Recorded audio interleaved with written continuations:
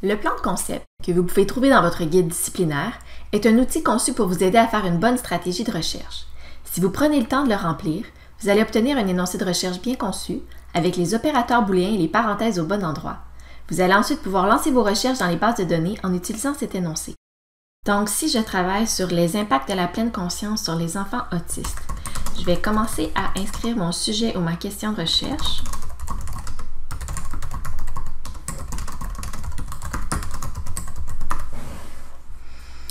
Donc ensuite, je vais inscrire mes concepts principaux. Donc impact, c'est jamais un concept principal parce que c'est un mot qui va se retrouver dans presque tous les articles. Donc je ne le mettrai pas comme concept. Mes concepts, ça va être la pleine conscience, les enfants et l'autisme. Je peux venir ajouter mes petits trucs de recherche directement lorsque j'écris les mots. Donc pour pleine conscience, je vais mettre mes guillemets pour chercher l'expression exacte. Pour enfants, je vais mettre un petit astérisque pour le repérer au singulier et au pluriel. Puis autisme, je vais mettre ma truncature après le S pour repérer autisme ou autiste. Donc lorsque j'écris mes concepts principaux, ils se répètent juste en bas dans les mots-clés en français.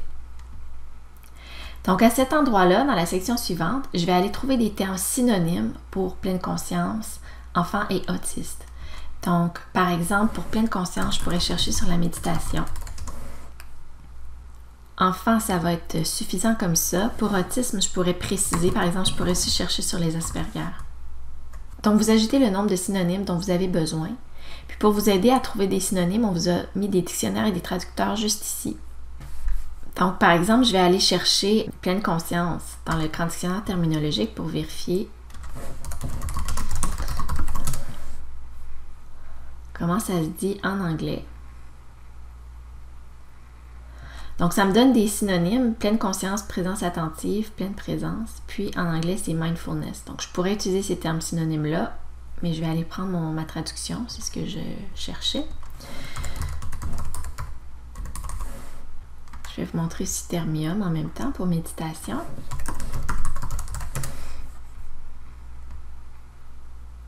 C'est méditation, tout simplement.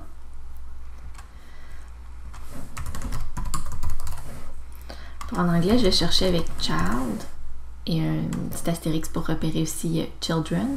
Je vais aussi chercher avec kid. C'est la même chose pour autisme et Asperger en anglais. En sciences infirmières, le meilleur outil pour trouver des termes synonymes ou pour traduire un mot-clé en anglais, c'est le MESH bilingue. Donc, on a une petite boîte de recherche directement dans le plan de concept. Donc, vous pouvez écrire votre mot-clé, cliquer sur Go et vous allez voir s'il y a des termes synonymes en français et vous allez pouvoir traduire le mot en anglais.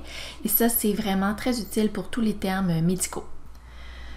Donc, quand j'ai terminé d'indiquer mes termes synonymes, je vais aller générer les énoncés pour lancer la recherche. Donc, je clique sur ce bouton-là et je vais avoir un énoncé en français qui va apparaître et un énoncé en anglais que je vais pouvoir copier et ensuite coller directement dans une base de données parce que j'ai la liste de mes bases de données dans ma discipline qui apparaissent juste en dessous de mes dictionnaires et traducteurs. Donc, je peux aller tout de suite lancer ma recherche et la tester dans les bases de données. Si vous commencez à remplir le plan de concept et que vous n'avez pas le temps de le terminer, vous pouvez cliquer sur « Enregistrer le plan de concept ». Ça va créer un fichier texte que vous allez ensuite pouvoir ouvrir plus tard dans une autre séance de travail en venant cliquer sur « Choisir un fichier » en haut du plan de concept et en choisissant votre fichier texte sur votre ordinateur. En cliquant sur « Ouvrir le fichier », vos mots-clés vont aller se placer au bon endroit et vous allez pouvoir continuer à travailler. Sinon, quand vous avez terminé, vous pouvez aussi cliquer sur « Impression papier ou PDF » pour imprimer une copie papier de votre travail ou envoyer une copie de votre plan de concept à votre professeur, si il ou elle le demande.